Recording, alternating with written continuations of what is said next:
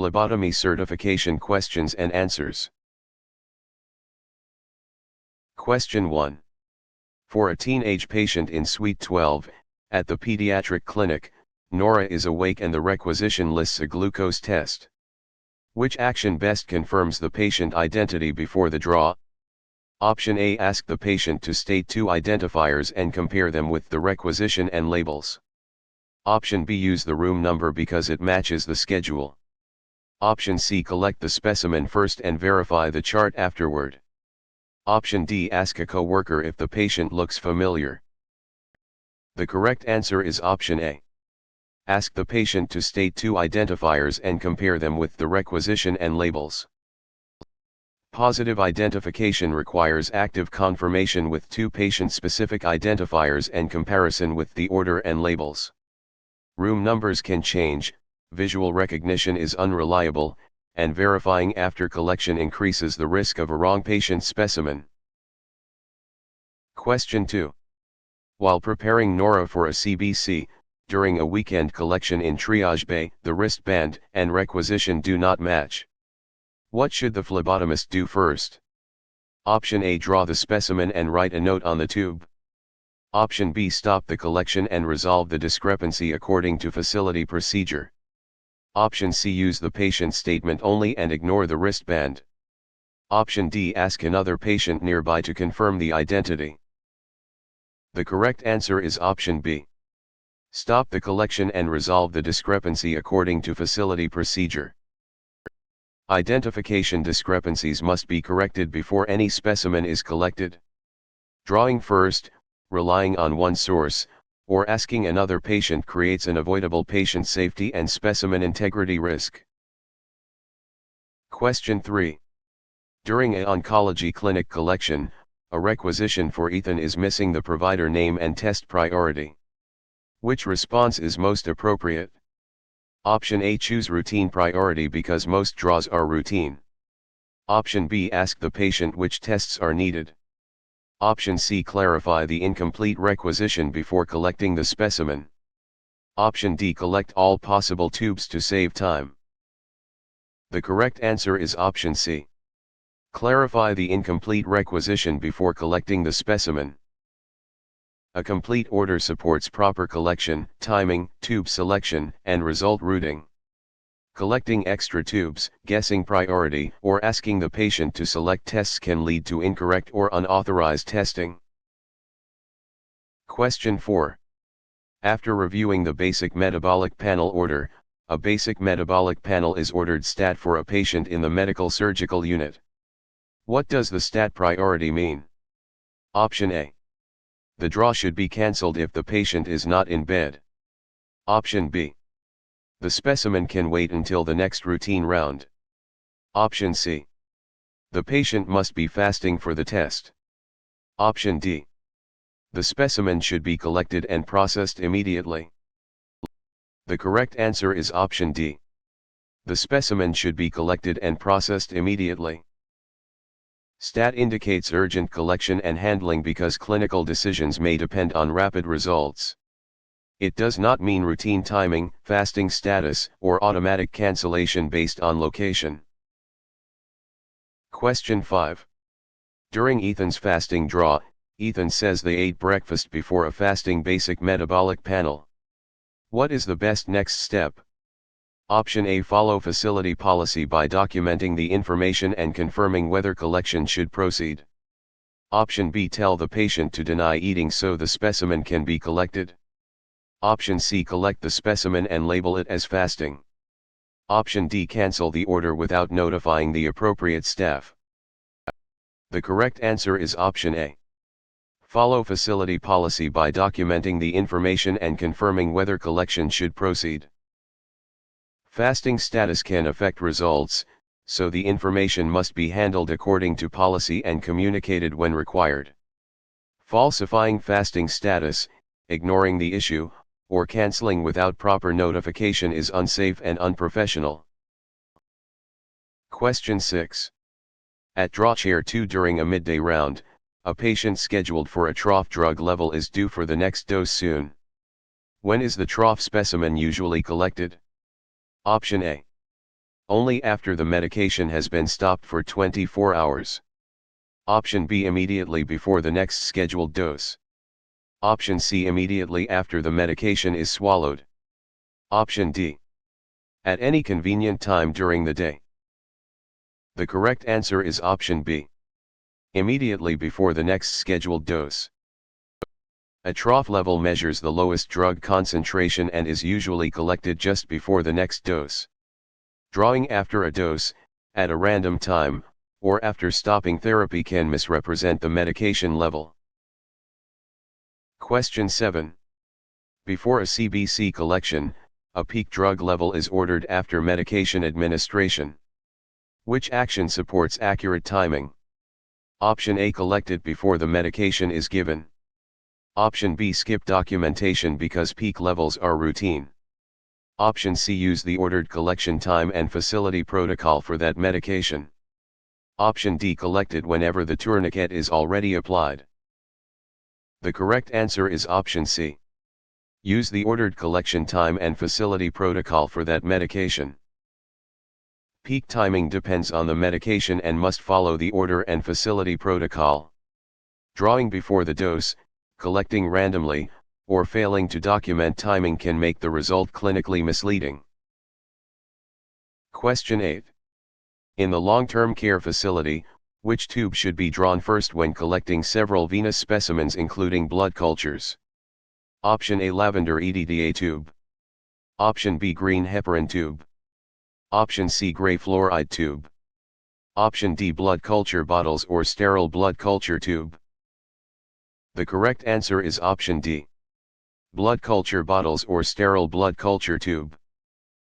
Blood cultures are collected first to reduce contamination of the sterile specimen. EDTA, fluoride, and heparin tubes contain additives and are collected later in the venous order of draw. Question 9. For a teenage patient in Suite 12, a venipuncture requires blood cultures, a light blue coagulation tube, a serum tube, a green tube, a lavender tube, and a gray tube.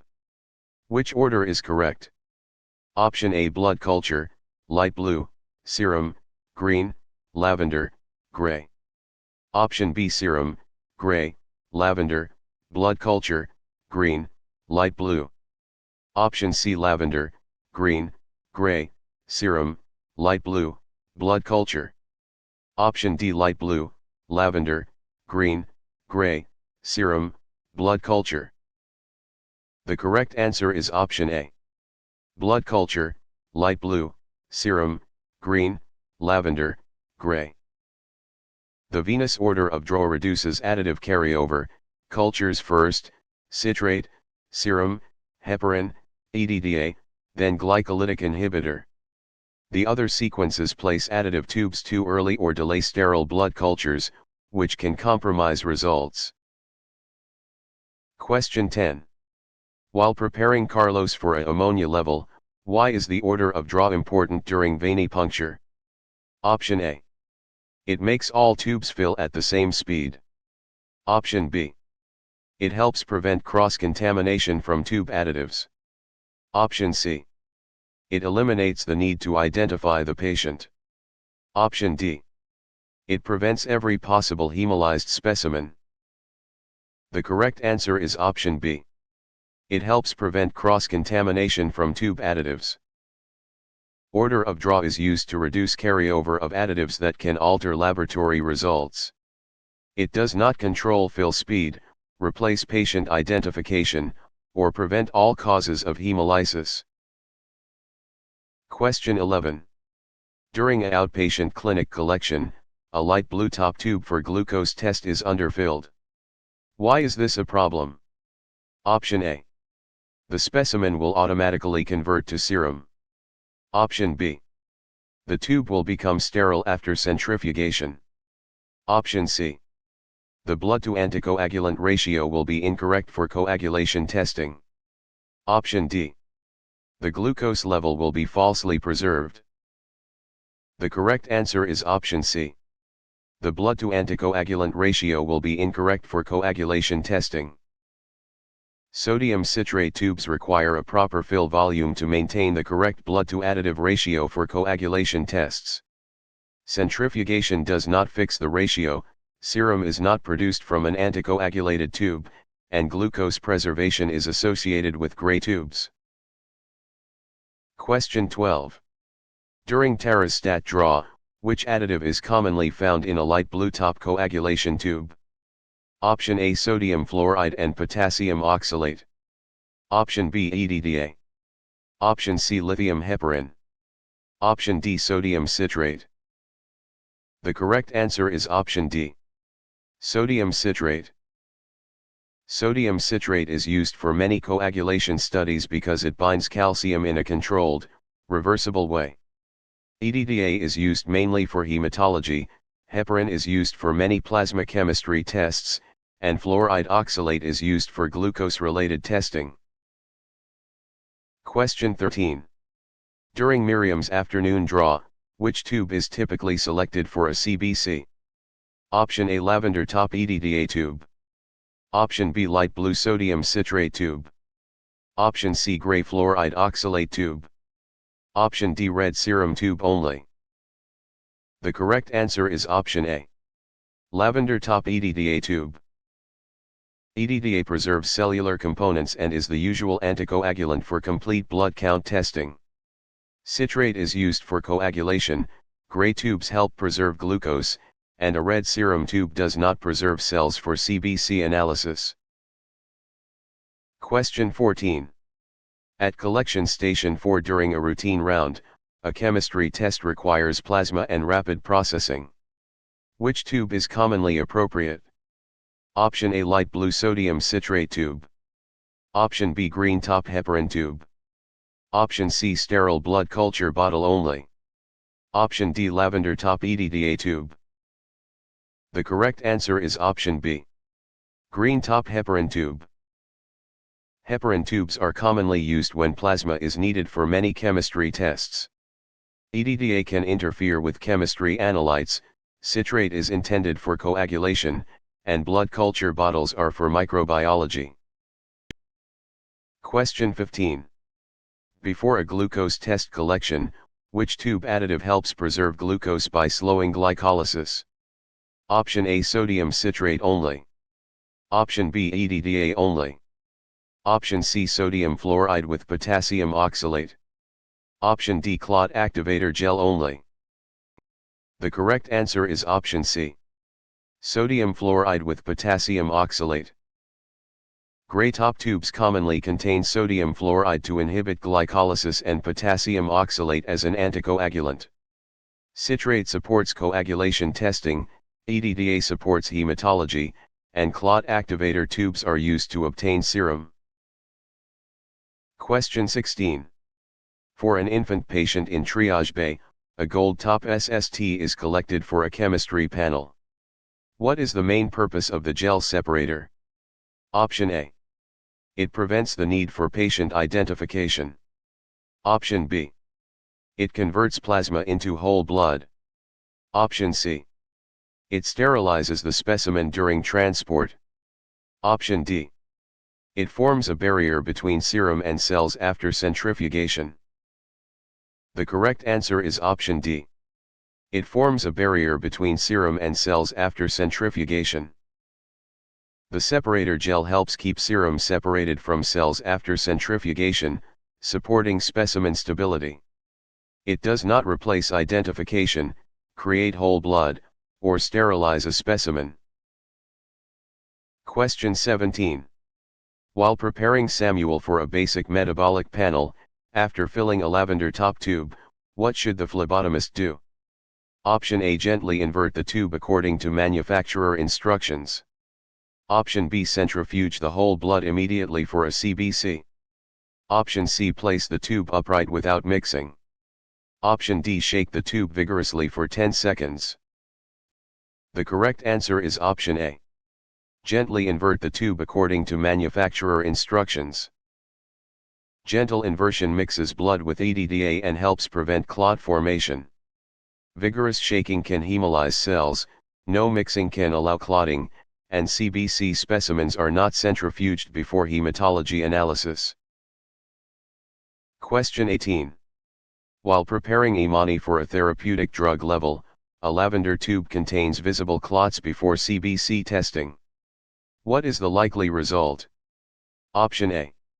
The tube color no longer matters. Option B. The specimen may be rejected because cell counts can be inaccurate. Option C. The clot improves platelet accuracy. Option D. The specimen becomes ideal for coagulation testing.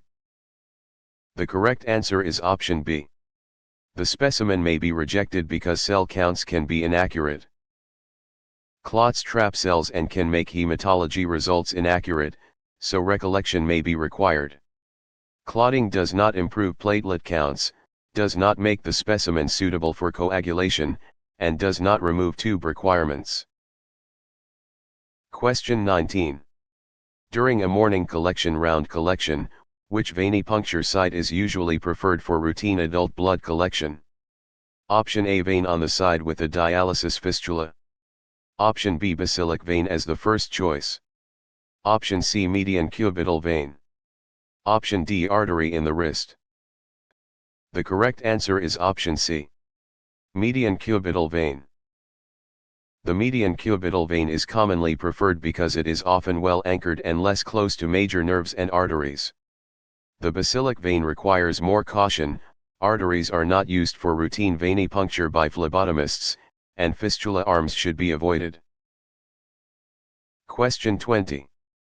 After reviewing the patient and INR order, why is the basilic vein generally used with more caution than the median cubital vein? Option A. It always contains arterial blood. Option B. It contains EDTA from previous draws. Option C. It cannot be palpated through the skin. Option D. It lies closer to nerves and the brachial artery.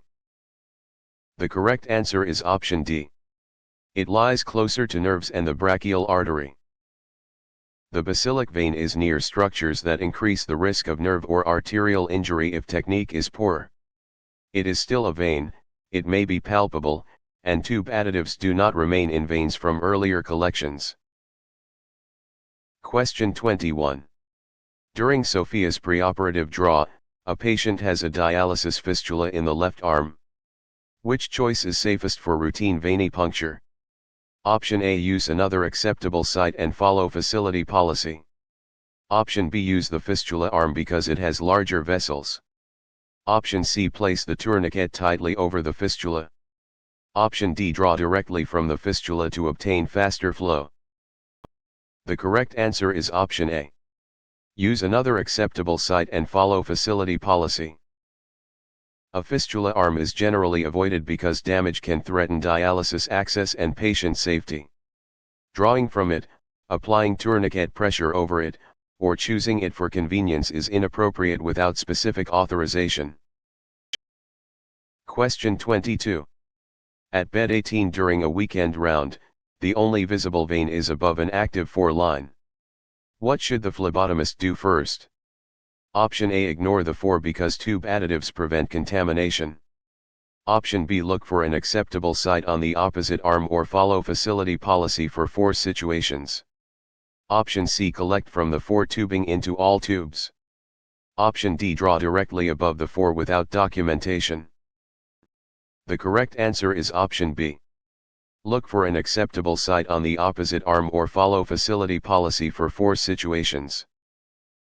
Specimens should be collected away from active 4 infusions when possible because fluid contamination can alter results.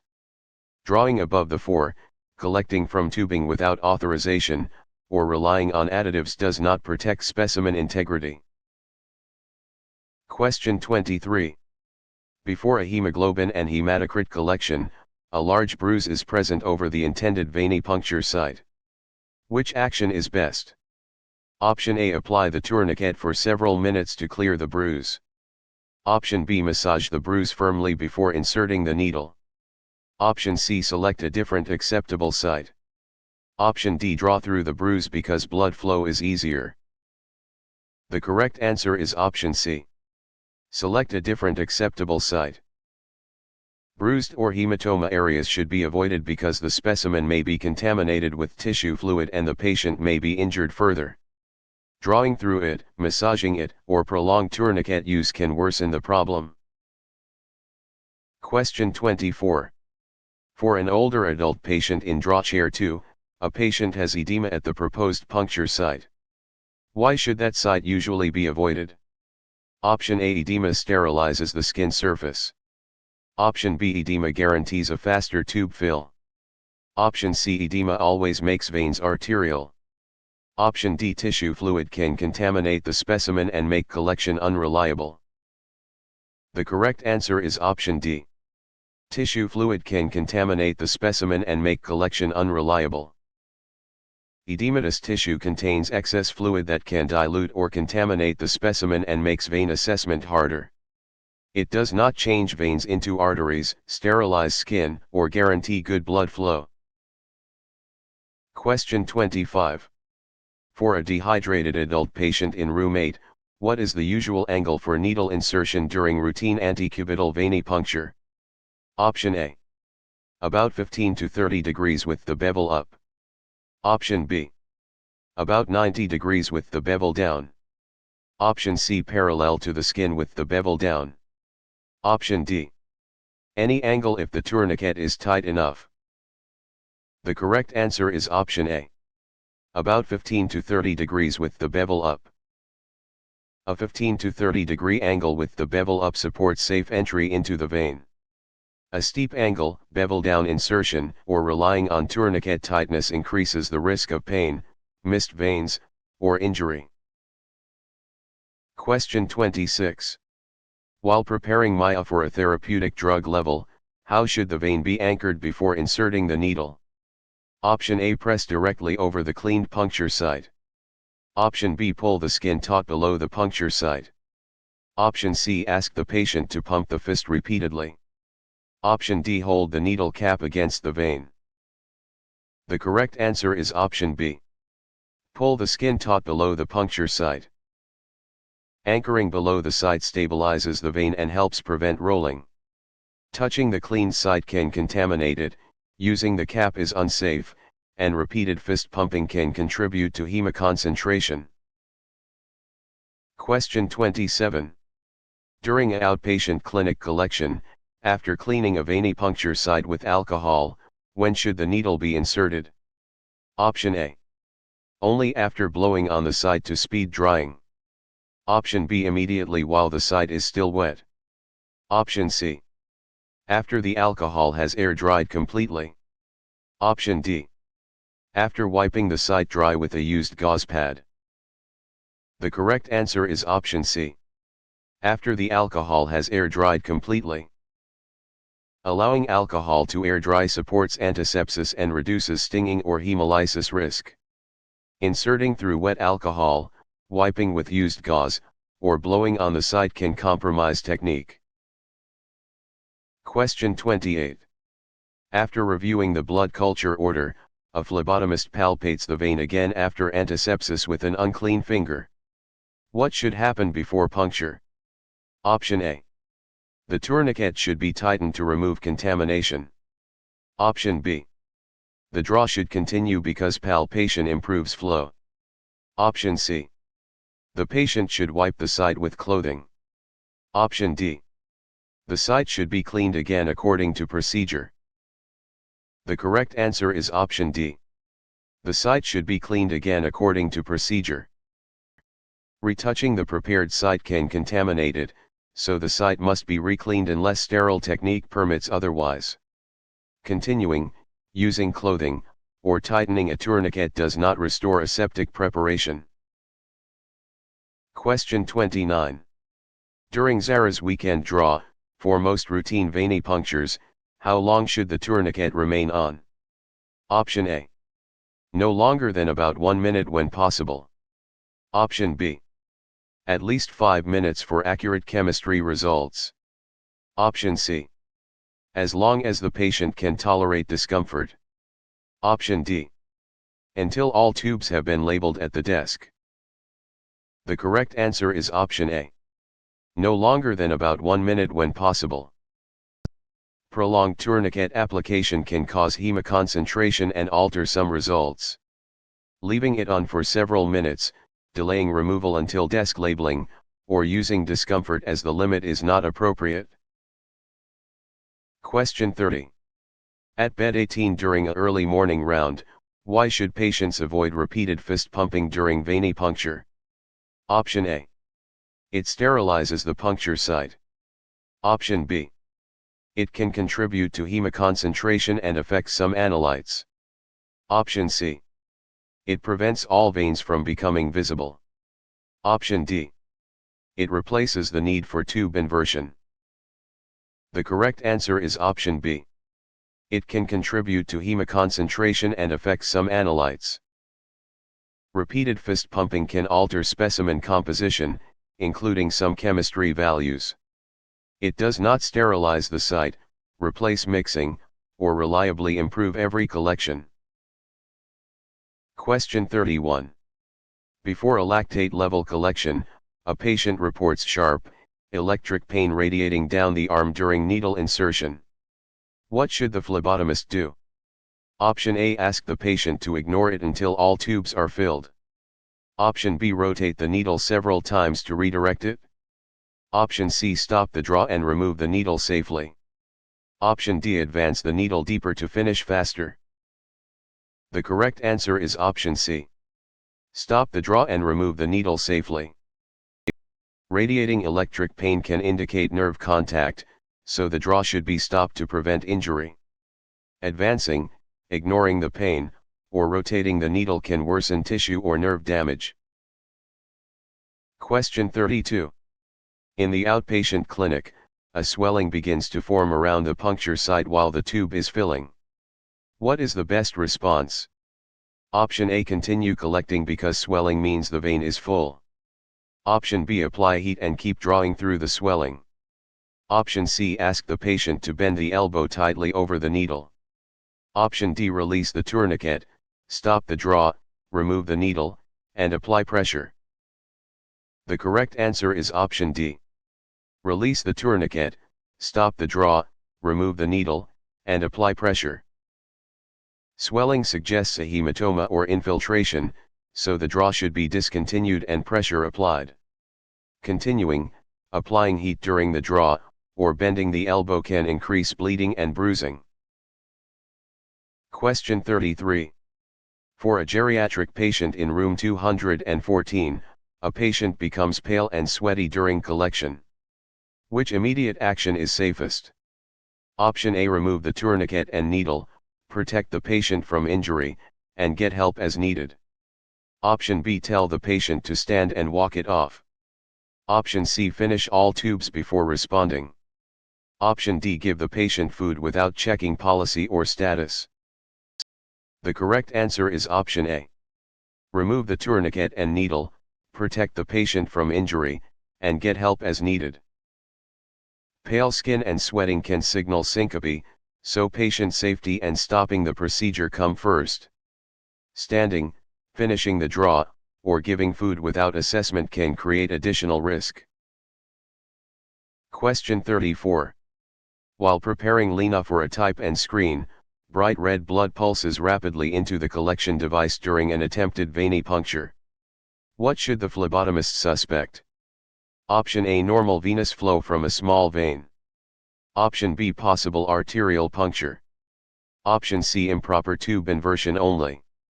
Option D. A clotted EDTA specimen. The correct answer is option B. Possible arterial puncture.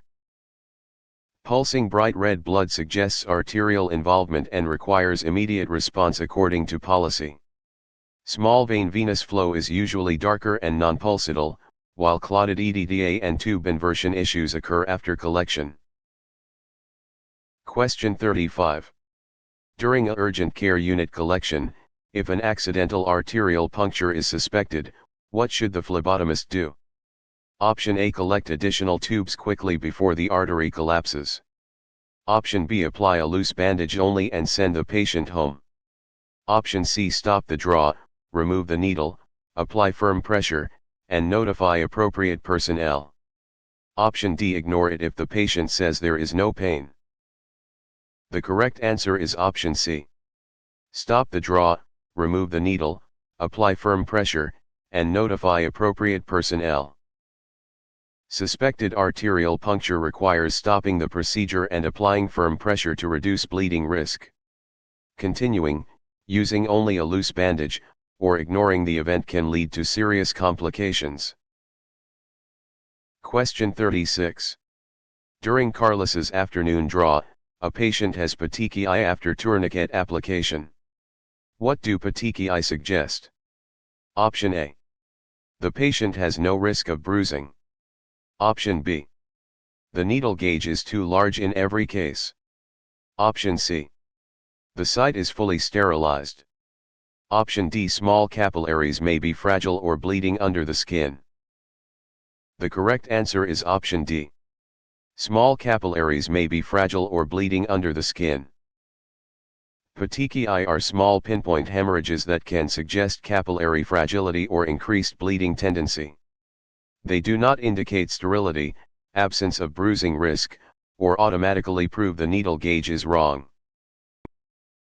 Question 37. During Jordan's routine draw, which step should occur before removing the needle from the vein? Option A. Release the tourniquet and remove the last tube. Option B. Label the specimen at a separate workstation first. Option C. Activate the needle safety device while the needle is still in the vein if not designed for that.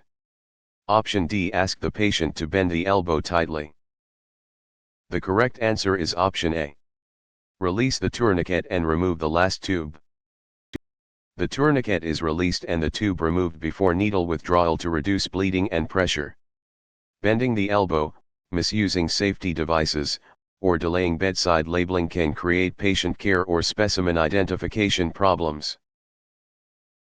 Question 38. At exam room 5 during a evening round, after needle removal, what is the best way to help prevent bruising? Option A. Have the patient bend the arm tightly upward. Option B. Apply direct pressure with clean gauze until bleeding stops. Option C. Tell the patient to rub the site vigorously. Option D. Leave immediately without checking the site. The correct answer is option B. Apply direct pressure with clean gauze until bleeding stops. Direct pressure helps stop bleeding and reduces hematoma formation. Rubbing, bending the arm tightly, or failing to check the site can worsen bruising or miss continued bleeding. Question 39. Before a patient NINR collection, a patient reports an allergy to adhesive bandages. Which response is best? Option A. Apply the standard bandage because allergies are rare. Option B. Use tape directly over wet blood. Option C. Use an appropriate alternative dressing according to policy. Option D. Skip pressure and send the patient away. The correct answer is option C. Use an appropriate alternative dressing according to policy. Patient allergies should guide selection of bandaging materials while still maintaining hemostasis. Ignoring the allergy, skipping pressure, or taping over active bleeding is unsafe. Question 40. For a geriatric patient in Bay 3, which device is often helpful for a patient with small, fragile veins? Option A. Large bore needle chosen only for speed. Option B. Used needle with the cap replaced. Option C. Broken evacuated tube holder. Option D. Winged infusion set with an appropriate small gauge needle. The correct answer is option D.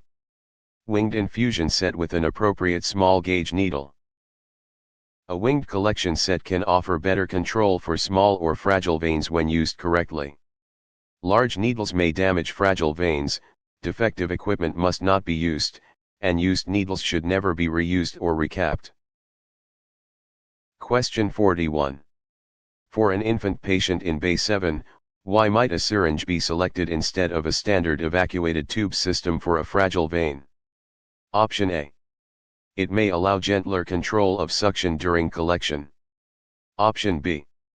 It removes the need for a transfer device. Option C. It eliminates the order of draw. Option D. It makes patient identification unnecessary. The correct answer is option A. It may allow gentler control of suction during collection.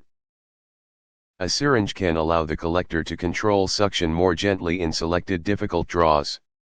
It does not remove order of draw requirements, should be transferred with a safety transfer device, and never replaces patient identification.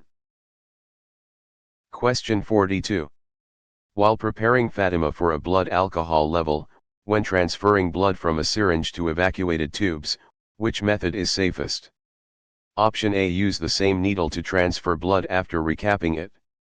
Option B. Use an approved blood transfer device. Option C. Push blood through the needle into the tube stopper. Option D. Remove tube stoppers and pour blood into each tube. The correct answer is option B. Use an approved blood transfer device. A transfer device reduces Sharp's risk and helps preserve specimen quality. Pushing through a needle, removing stoppers, or recapping increases exposure risk and can cause hemolysis or contamination. Question 43. After reviewing the ammonia level order, which action most increases the risk of hemolysis? Option A. Allowing alcohol to air dry. Option B. Gently inverting additive tubes as directed. Option C. Shaking tubes vigorously after collection. Option D. Using the correct needle angle. The correct answer is option C. Shaking tubes vigorously after collection. Vigorous shaking can rupture red blood cells and produce hemolysis. Gentle inversion, air drying antiseptic, and proper insertion technique support specimen quality rather than damaging cells. Question 44. After reviewing the hemoglobin and hematocrit order, a serum potassium result is unexpectedly high, and the specimen is visibly hemolyzed. How can hemolysis affect potassium? Option A. It changes potassium into glucose. Option B. It always lowers potassium to 0. Option C. It proves the patient has no electrolyte problem. Option D. It can falsely increase potassium by releasing intracellular potassium from red cells. The correct answer is option D. It can falsely increase potassium by releasing intracellular potassium from red cells. Red cells contain potassium, so hemolysis can falsely elevate measured potassium. It does not always lower potassium, rule out disease, or transform potassium into another analyte. Question 45. During Malik's afternoon draw, which practice helps prevent pre-analytical errors? Option A. Label specimens at the patient's side immediately after collection. Option B. Carry unlabeled tubes to the desk and label later. Option C. Pre-label several tubes before locating patients. Option D. Use only room numbers on specimens. The correct answer is option A. Label specimens at the patient's side immediately after collection. Bedside labeling connects the specimen to the correct patient at the time of collection.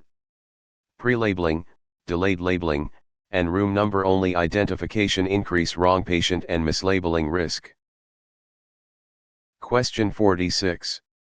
At Suite 12 during a fasting round, which information is typically required on a properly labeled blood specimen? Option A. Only the test abbreviation without patient identity.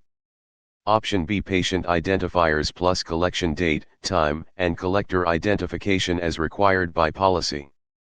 Option C. Only the room number and bed color. Option D.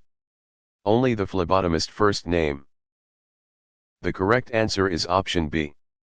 Patient identifiers plus collection date, time, and collector identification as required by policy. Labels must support positive specimen identification and traceability through collection details. Room numbers, collector name alone, or test abbreviations without patient identifiers are insufficient. Question 47. Before a CBC collection, a phlebotomist realizes a tube was labeled with the wrong patient name after leaving the room. What is the safest action? Option A. Send it to the lab because the tube color is correct. Option B. Use correction fluid on the label. Option C. Follow policy for specimen rejection and recollection if needed. Option D. Scratch out the name and write another one. The correct answer is option C. Follow policy for specimen rejection and recollection if needed. Mislabeling is a serious patient safety issue and must be handled by policy, often requiring recollection. Altering labels or sending a known mislabeled specimen can lead to harmful treatment decisions. Question 48. For a teenage patient in bed 18, which example is a pre-analytical error? Option A. Billing department mailing a statement. Option B. Analyzer software calculating a final result. Option C. Provider interpreting a completed report. Option D. Collecting a coagulation specimen in an underfilled light blue tube. The correct answer is option D. Collecting a coagulation specimen in an underfilled light blue tube. Pre-analytical errors occur before testing, including collection, labeling, handling, and transport problems. Analyzer calculations are analytical, provider interpretation is post-analytical, and billing is not part of specimen collection quality. Question 49. For an infant patient in bed 18, a specimen for bilirubin testing must be protected from light. Which handling step is appropriate? Option A. Wrap or cover the specimen as required by laboratory protocol. Option B. Place the specimen in direct sunlight. Option C. Shake the specimen to remove light exposure. Option D. Transfer it into a gray top tube after collection.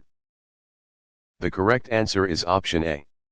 Wrap or cover the specimen as required by laboratory protocol. Light-sensitive specimens should be protected using the method specified by the laboratory. Sunlight, shaking, or transferring to an incorrect tube can compromise specimen integrity. Question 50. While preparing amina for a blood alcohol level, a specimen must be chilled and delivered rapidly to the laboratory. What should guide the phlebotomist? Option A. Personal preference for all tubes. Option B. The test-specific handling instructions in the collection manual. Option C. The color of the tourniquet. Option D. Whether the patient asks for faster service.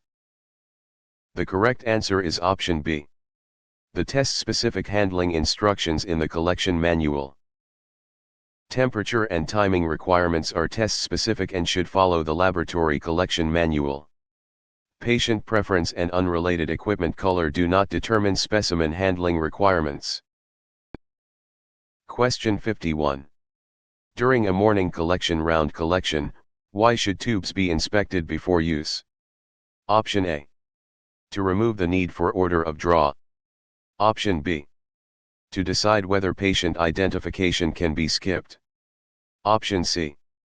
To check for cracks, contamination, expiration, or vacuum problems. Option D. To make expired tubes acceptable. The correct answer is option C.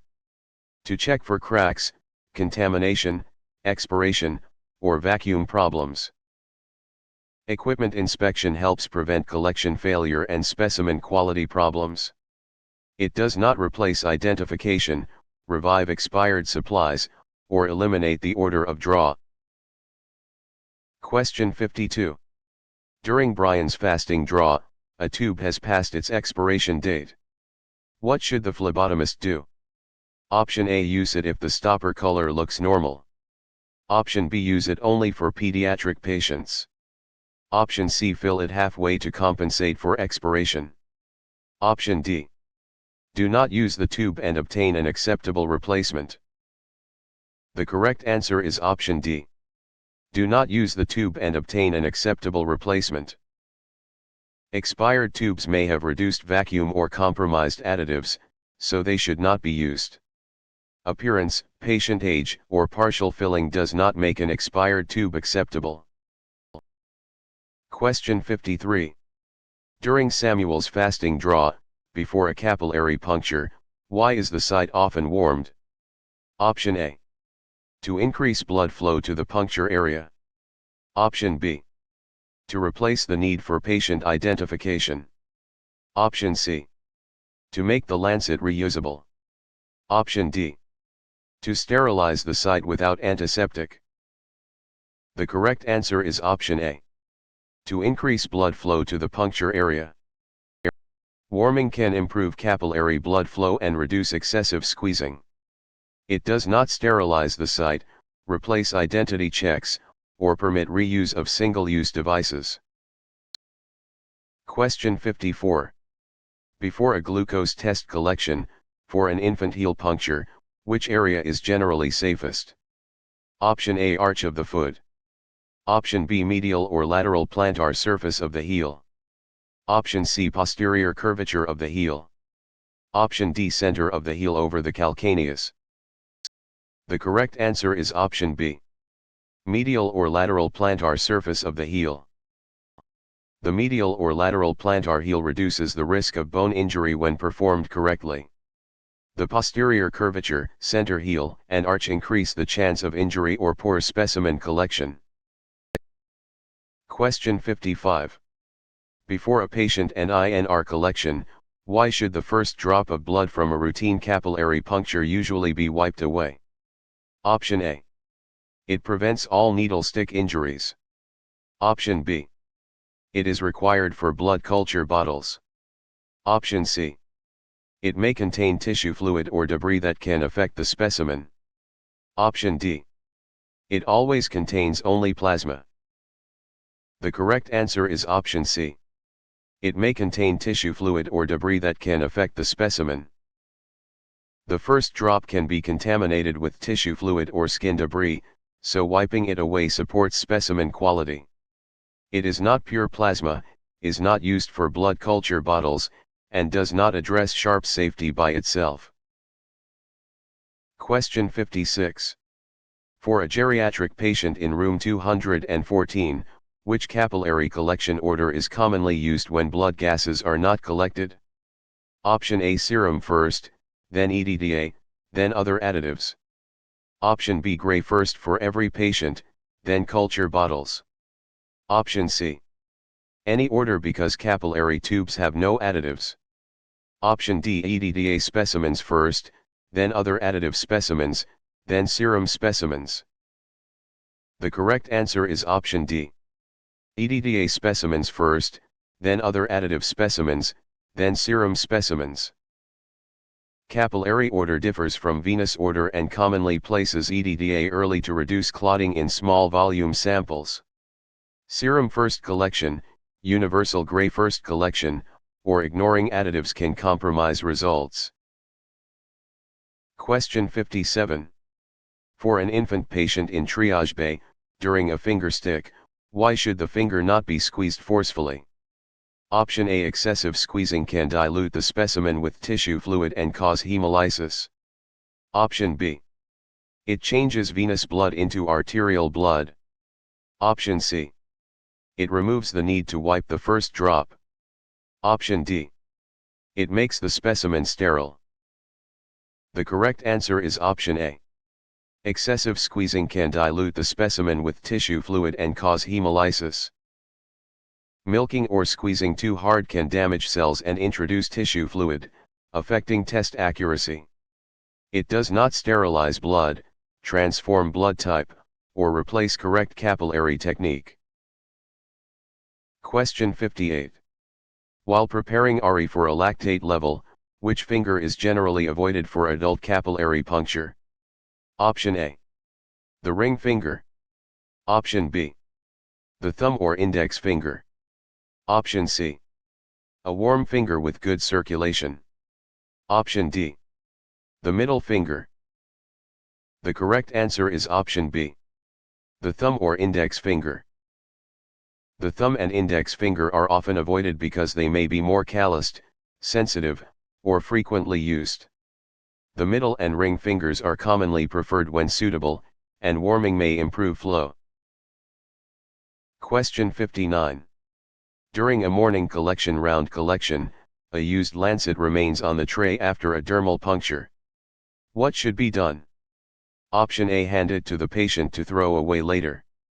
Option B, save it for the next patient if it looks clean. Option C, discard it immediately into an approved sharps container. Option D, place it in regular trash if the cap is on.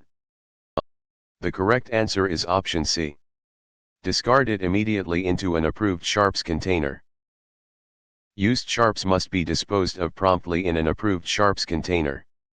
Regular trash, reuse, or asking the patient to handle the device creates exposure risk. Question 60. After reviewing the blood culture order, which statement best describes standard precautions? Option A. They are optional for routine outpatient draws. Option B. They apply only to patients with confirmed HIV. Option C. They replace the need for hand hygiene. Option D. They apply to the care of every patient regardless of known infection status. The correct answer is option D. They apply to the care of every patient regardless of known infection status. Standard precautions treat blood and certain body fluids as potentially infectious for all patients. Limiting them to known infections, treating them as optional, or skipping hand hygiene defeats their purpose. Question 61. During Malik's preoperative draw, when should hand hygiene be performed during routine phlebotomy? Option A.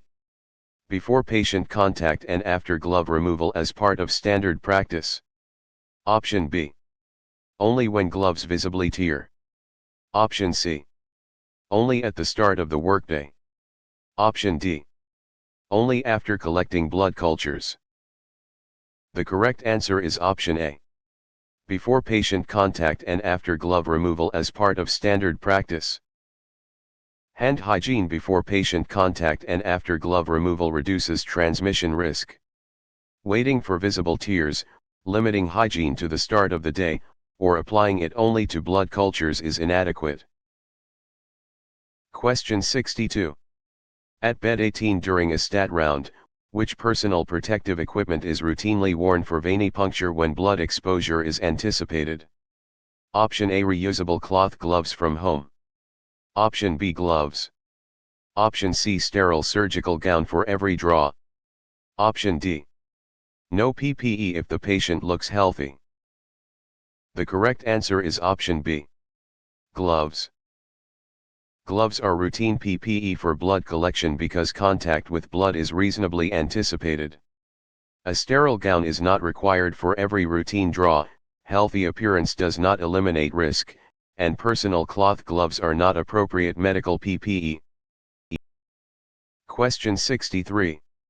For a school-age patient in room 214, a blood splash risk is expected during specimen handling. Which PPE may be needed in addition to gloves? Option A. No additional protection because tubes are closed. Option B. A patient wristband. Option C, eye or face protection according to exposure risk. Option D, open-toed shoes for ventilation. The correct answer is option C. Eye or face protection according to exposure risk. Eye or face protection is used when splashes or sprays may expose mucous membranes. Open-toed shoes are unsafe, wristbands identify patients rather than protect staff, and closed tubes do not remove every splash risk. Question 64. For an older adult patient in exam room 5, after a needle stick injury, what is the immediate first aid response? Option A, squeeze the wound aggressively for several minutes. Option B, keep working until the shift ends. Option C, apply a tourniquet above the injury and ignore reporting. Option D, wash the area with soap and water and report the exposure promptly. The correct answer is option D. Wash the area with soap and water and report the exposure promptly. A sharps injury requires immediate cleaning, reporting, and follow-up according to exposure control policy. Delaying care, aggressively squeezing, or failing to report can increase health and documentation risks. Question 65. While preparing grace for a hemoglobin and hematocrit, what should happen to a safety needle after venipuncture? Option A, activate the safety feature and discard the device in a sharps container. Option B, break the needle off by hand before disposal. Option C, place it on the tray for later disposal. Option D, recap the needle with 2 hands. The correct answer is option A. Activate the safety feature and discard the device in a sharps container. Safety features and immediate sharps disposal reduce needle stick risk. Two-handed recapping, delayed disposal, and manually breaking needles are unsafe practices. Question 66. While preparing Andre for a lactate level, a sharps container is filled past the marked fill line. What should the phlebotomist do? Option A, push the contents down by hand. Option B, use an approved container that is not overfilled and follow replacement procedure. Option C, move sharps into a plastic trash bag. Option D, continue using it until the lid will not close. The correct answer is option B. Use an approved container that is not overfilled and follow replacement procedure. Overfilled sharps containers increase injury risk and should be replaced according to policy. Pushing sharps down, overusing the container, or transferring sharps to trash is unsafe. Question 67. During Daniel's preoperative draw, a small blood spill occurs on the collection chair. Which action is appropriate? Option A, ask the next patient to avoid the spot. Option B, wipe it with a dry paper towel only. Option C, wear appropriate PPE and clean with an approved disinfectant according to policy. Option D, cover it with a clean drape and keep collecting. The correct answer is option C. Wear appropriate PPE and clean with an approved disinfectant according to policy. Blood spills require PPE and proper disinfection to reduce exposure and contamination. Dry wiping alone, ignoring the spill, or covering it without cleaning does not meet infection control expectations. Question 68. After reviewing the patient NINR order, which practice supports OSHA bloodborne pathogen safety? Option A, recapping every needle after use. Option B, storing clean tubes inside a sharps container. Option C, eating at the specimen processing bench. Option D, using engineering controls such as safety engineered sharps devices. The correct answer is option D. Using engineering controls such as safety engineered sharps devices. Safety engineered devices are engineering controls that help reduce occupational exposure. Recapping, eating in specimen areas, and storing supplies in sharps containers create avoidable hazards. Question 69. During Andre's afternoon draw, a patient with suspected airborne infection requires blood collection. What should guide the phlebotomist? Option A, follow the facility transmission-based precaution requirements before entering. Option B, remove the isolation sign to avoid anxiety. Option C, use only standard gloves because airborne signs are optional. Option D, ask the patient to leave isolation for a hallway draw. The correct answer is option A. Follow the facility transmission-based precaution requirements before entering. Transmission-based precautions add measures based on the route of infection and must be followed. Ignoring isolation, removing signs, or moving the patient unsafely can expose staff and others. Question 70. At exam room 5 during a preoperative round, a patient refuses the ordered venipuncture. What should the phlebotomist do? Option A, threaten the patient with discharge. Option B, respect the refusal and notify the appropriate healthcare professional according to policy. Option C, ask a family member to hold the patient down. Option D, draw the specimen quickly before the patient moves. The correct answer is option B.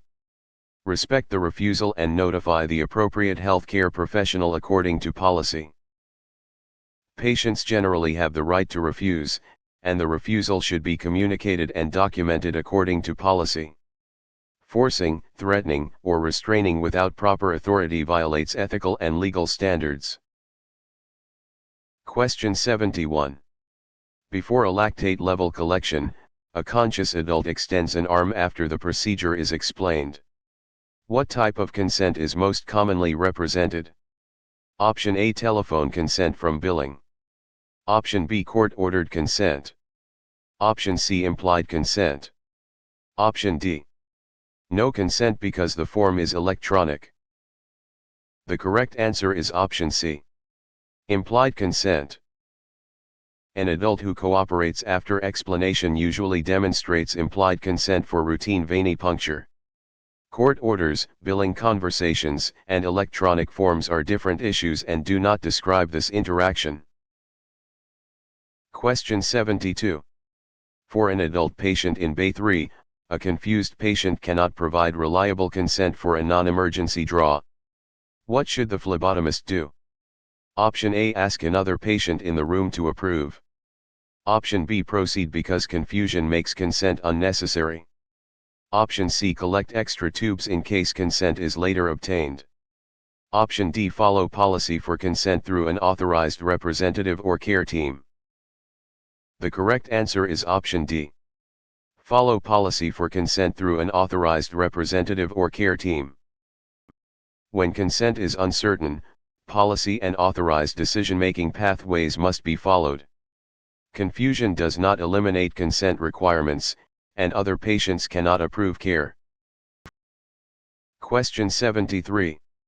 For a pediatric patient in room 8, which behavior best protects patient privacy in a busy waiting area?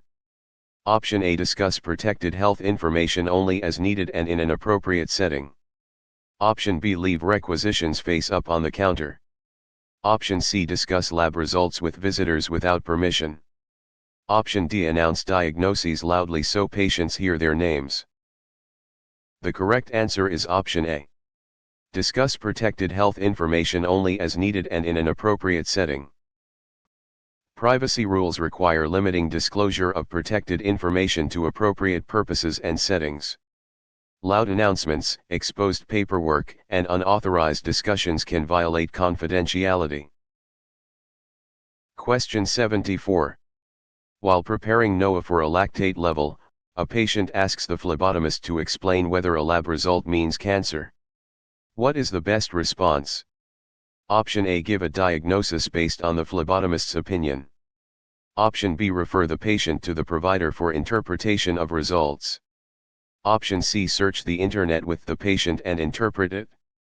Option D, change the result wording to make it less alarming. The correct answer is option B.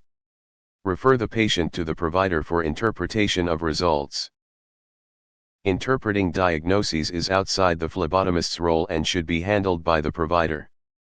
Giving opinions, informal internet interpretation, or altering result wording is inappropriate and unsafe. Question 75. During an oncology clinic collection, a patient with limited English proficiency needs instructions for a time test. What is the best communication approach? Option A, use a child family member as the default interpreter. Option B, speak louder in English until the patient nods. Option C, use an approved interpreter according to facility policy. Option D, skip instructions and collect any specimen available. The correct answer is option C. Use an approved interpreter according to facility policy. Approved interpreter services help ensure accurate, respectful communication. Speaking louder, relying on a child by default, or skipping instructions can lead to misunderstanding and poor specimen quality. Question 76. After reviewing the therapeutic drug level order, which response shows professional communication with an anxious patient? Option A, ignore the patient and focus only on tubes. Option B, promise the draw will be painless for everyone. Option C, tell the patient fear is childish. Option D, explain the steps calmly and ask about prior fainting or concerns. The correct answer is option D. Explain the steps calmly and ask about prior fainting or concerns. Calm explanation and assessment of prior reactions help improve safety and trust. Dismissing fear, ignoring concerns, or promising no pain can damage communication and set unrealistic expectations. Question 77. During Lucas's follow-up draw, a child is scheduled for venipuncture and a parent is present. Which approach is most appropriate? Option A. Use age-appropriate explanation and follow policy for guardian involvement. Option B. Hide the needle in a way that prevents consent. Option C. Ask the child to sign all legal consent forms alone. Option D. Use complex medical terminology to impress the parent. The correct answer is option A. Use age-appropriate explanation and follow policy for guardian involvement. Pediatric collection requires developmentally appropriate communication and correct guardian involvement. Complex jargon, deceptive communication, or relying on a child alone for legal consent is inappropriate. Question 78. At Bay 7 during an afternoon round, a blood culture set is ordered before antibiotics. Which timing is preferred when feasible? Option A. Wait until the antibiotic bag is empty. Option B. Collect the cultures before antimicrobial therapy begins. Option C. Skip cultures if antibiotics are ordered. Option D. Collect only after the fever disappears. The correct answer is option B. Collect the cultures before antimicrobial therapy begins. Blood cultures are ideally collected before antibiotics because therapy can reduce organism recovery. Waiting until after antibiotics, waiting for fever to resolve, or skipping cultures can reduce diagnostic value. Question 79. Before a CBC collection, for adult blood culture collection, why is adequate volume important? Option A. Volume does not matter if the bottle color is correct. Option B. Any drop of blood is enough for all adult cultures. Option C. Blood volume is a major factor in detecting bloodstream infection. Option D. More volume always prevents contamination. The correct answer is option C. Blood volume is a major factor in detecting bloodstream infection. Adequate blood volume improves the chance of detecting organisms in bloodstream infection. Volume alone does not prevent contamination, bottle color is not enough, and a single drop is inadequate for adult culture protocols. Question 80. For a geriatric patient in room 214, when collecting 2 adult blood culture sets, which practice helps reduce contamination and improve interpretation? Option A. Pour blood from one bottle into another. Option B. Collect after labeling is completed at the desk. Option C. Draw all bottles from one contaminated site. Option D. Use separate venipuncture sites when required by protocol. The correct answer is option D. Use separate venipuncture sites when required by protocol. Separate sites are commonly used to help distinguish true bloodstream infection from contamination and to meet protocol. Using a contaminated site, transferring between bottles, or delaying proper labeling undermines specimen quality. Question 81. For a geriatric patient in exam room 5, what should be disinfected before inoculating blood culture bottles? Option A. The bottle septum according to policy. Option B. The patient wristband instead of the skin. Option C. The phlebotomist's pen only. Option D. Only the outside of the requisition form. The correct answer is option A. The bottle septum according to policy. Bottle septa are disinfected to reduce contamination when blood is introduced. Cleaning paperwork, wristbands, or pens does not prepare the bottle for specimen collection. Question 82. While preparing Daniel for a glucose test, which skin preparation is appropriate for a blood alcohol level collection? Option A. Skip all skin antisepsis to avoid contamination. Option B. Use a non-alcohol antiseptic according to policy. Option C. Use isopropyl alcohol and leave it wet. Option D. Clean the site with drinking alcohol. The correct answer is option B. Use a non-alcohol antiseptic according to policy.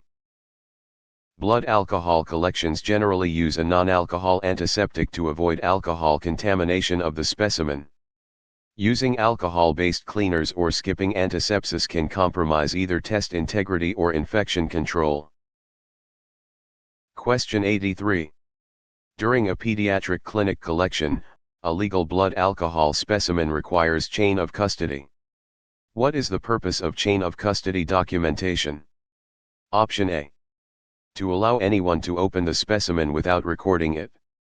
Option B. To replace patient identification. Option C. To track specimen handling from collection through testing. Option D. To make a hemolyzed specimen acceptable. The correct answer is option C. To track specimen handling from collection through testing. Chain of custody documents each transfer and helps preserve legal integrity. It does not replace identification, fix specimen quality problems, or permit unrecorded access. Question 84. After reviewing the patient and INR order, which action supports chain of custody for a drug screen specimen? Option A. Allow the patient to take the specimen home first. Option B. Change the collection time later if it is inconvenient. Option C. Leave the specimen unattended in a public area. Option D. Seal and document the specimen according to protocol. The correct answer is option D. Seal and document the specimen according to protocol. Secure sealing and accurate documentation preserve specimen integrity and traceability. Unattended specimens, patient transport outside protocol, or altered times can invalidate the process. Question 85. During Brian's routine draw, a glucose tolerance test is scheduled. What is important about the baseline specimen? Option A. It is collected before the glucose dose is given. Option B. It must always be collected in a blood culture bottle. Option C. It is optional if the patient feels well. Option D. It is collected only after all timed specimens are complete. The correct answer is option A. It is collected before the glucose dose is given. The baseline specimen provides the starting value before the glucose challenge. Collecting it afterward, treating it as optional, or using a blood culture bottle does not meet glucose tolerance testing requirements. Question 86. At Bay 7 during a weekend round, during a glucose tolerance test, Imani vomits shortly after drinking the glucose solution. What should the phlebotomist do? Option A. Ignore it and continue all timed draws as usual. Option B. Notify the appropriate staff and follow facility protocol. Option C. Give a second dose without authorization. Option D. Change the order to a CBC. The correct answer is option B. Notify the appropriate staff and follow facility protocol. Vomiting can invalidate the test or require specific instructions, so the care team and protocol should guide next steps. Ignoring it, reducing without authorization, or changing the order is outside the phlebotomist's role. Question 87. Before a basic metabolic panel collection, a point-of-care glucose meter is due for quality control. What should the phlebotomist do? Option A. Record control results from memory. Option B. Use the meter until it gives an error message. Option C. Run required controls according to manufacturer and facility policy before patient testing. Option D. Skip controls because the patient is waiting. The correct answer is option C. Run required controls according to manufacturer and facility policy before patient testing. POC testing requires quality control to verify reliable performance before reporting patient results. Waiting for errors, skipping controls, or fabricating records undermines patient safety and compliance. Question 88. For a dehydrated adult patient in exam room 5, a point-of-care result is outside the critical range. What is the appropriate response? Option A. Repeat it endlessly without notifying anyone. Option B. Hide the result until the patient leaves. Option C. Change the result to the nearest normal value. Option D. Report and document the result according to critical value policy. The correct answer is option D. Report and document the result according to critical value policy. Critical results require prompt communication and documentation under facility policy. Hiding, altering, or endlessly repeating without notification can delay urgent care. Question 89. For an older adult patient in triage bay, what does CLIA wave testing mean in a phlebotomy setting? Option A: testing that is categorized as simple with low risk when performed correctly under requirements. Option B: testing that needs no quality control ever. Option C: testing that is never documented. Option D: testing that can be performed without training. The correct answer is option A. Testing that is categorized as simple with low risk when performed correctly under requirements. CLIA wave tests are considered simple and low risk when performed as directed, but requirements still apply. Quality control, training, and documentation remain important for safe point-of-care testing. Question 90. While preparing CHI for a patient and INR, which step is required before centrifuging specimens? Option A: place one tube alone for faster spinning. Option B: balance the centrifuge with tubes of similar volume. Option C: open all tube stoppers during spinning. Option D: spin cracked tubes to test whether they leak. The correct answer is option B. Balance the centrifuge with tubes of similar volume. Balancing the centrifuge helps prevent equipment damage, tube breakage, and safety hazards. Spinning a single tube, opening tubes, or using cracked tubes is unsafe. Question 91. After reviewing the lipid panel order, why must many serum specimens clot before centrifugation? Option A: clotting turns serum into EDTA plasma. Option B: clotting is only needed for urine specimens. Option C: incomplete clotting can leave fibrin and affect separation. Option D: clotting sterilizes every specimen. The correct answer is option C. Incomplete clotting can leave fibrin and affect separation. Allowing serum tubes to clot properly helps produce clean serum after centrifugation. Clotting does not create EDTA plasma, sterilize specimens, or apply only to urine. Question 92. During Maya's preoperative draw, what is plasma? Option A: only red blood cells after centrifugation. Option B: the solid clot from a serum tube. Option C: a disinfectant used for venipuncture. Option D: the liquid portion of anticoagulated blood after cells are separated. The correct answer is option D. The liquid portion of anticoagulated blood after cells are separated. Plasma is the liquid component from blood collected with anticoagulant and separated from cells. A clot, red cells alone, and disinfectant are different concepts. Question 93. During Brian's evening draw, what is serum? Option A: the liquid portion of blood after clotting and centrifugation. Option B: the anticoagulant inside a gray tube. Option C: the buffy coat only. Option D: whole blood mixed with EDTA. The correct answer is option A. The liquid portion of blood after clotting and centrifugation. Serum is liquid separated from clotted blood and lacks clotting factors consumed in clot formation. EDTA whole blood, gray tube additive, and the buffy coat are not serum. Question 94. At room 214 during a routine round, which blood component is mainly responsible for oxygen transport? Option A: plasma water only. Option B: red blood cells. Option C: platelets. Option D: clot activator gel. The correct answer is option B.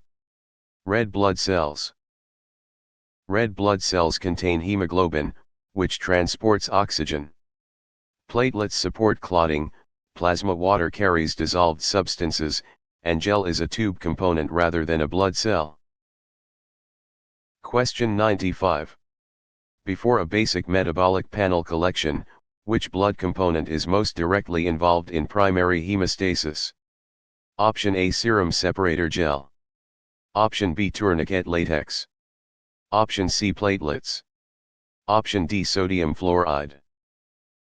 The correct answer is option C. Platelets. Platelets help form the initial plug at a site of vascular injury. Sodium fluoride, latex, and separator gel are collection-related materials rather than blood components responsible for primary hemostasis. Question 96. For an anxious adult patient in room 8, what is the function of white blood cells? Option A. They provide tube vacuum. Option B. They act as clot activator gel. Option C. They prevent every specimen from hemolyzing. Option D. They help defend the body against infection. The correct answer is option D. They help defend the body against infection. White blood cells are part of immune defense and inflammatory responses. They do not create tube vacuum, act as gel, or prevent all hemolysis. Question 97. For a geriatric patient in draw chair 2, which term means stopping bleeding? Option A, hemostasis. Option B, hemolysis. Option C, hematoma. Option D, hemoconcentration. The correct answer is option A. Hemostasis. Hemostasis is the process that stops bleeding through vessel response, platelet action, and coagulation. Hemolysis is red cell rupture, a hematoma is a blood collection in tissue, and hemoconcentration is concentration of blood components. Question 98. While preparing Elena for a therapeutic drug level, which term describes rupture of red blood cells in a specimen? Option A, syncope. Option B, hemolysis. Option C, phlebitis. Option D, hemostasis. The correct answer is option B. Hemolysis. Hemolysis means red blood cells have ruptured, releasing intracellular contents into the specimen. Hemostasis stops bleeding, syncope is fainting, and phlebitis is vein inflammation. Question 99. After reviewing the hemoglobin and hematocrit order, which term describes fainting during or after blood collection? Option A, petechiae. Option B, edema. Option C, syncope. Option D, aliquoting. The correct answer is option C. Syncope. Syncope is fainting and can occur with anxiety, pain, or vasovagal response during phlebotomy. Edema is swelling, petechiae are pinpoint hemorrhages, and aliquoting is transferring a specimen portion. Question 100. After reviewing the fasting glucose order, what does hematoma mean in phlebotomy? Option A. The specimen has been centrifuged correctly. Option B. The patient has completed informed consent. Option C. The tube additive has expired. Option D. Blood has accumulated in the tissue around the puncture site. The correct answer is option D. Blood has accumulated in the tissue around the puncture site. A hematoma is a localized collection of blood in tissue and may appear as swelling or bruising. It is not a processing step, expiration issue, or consent status.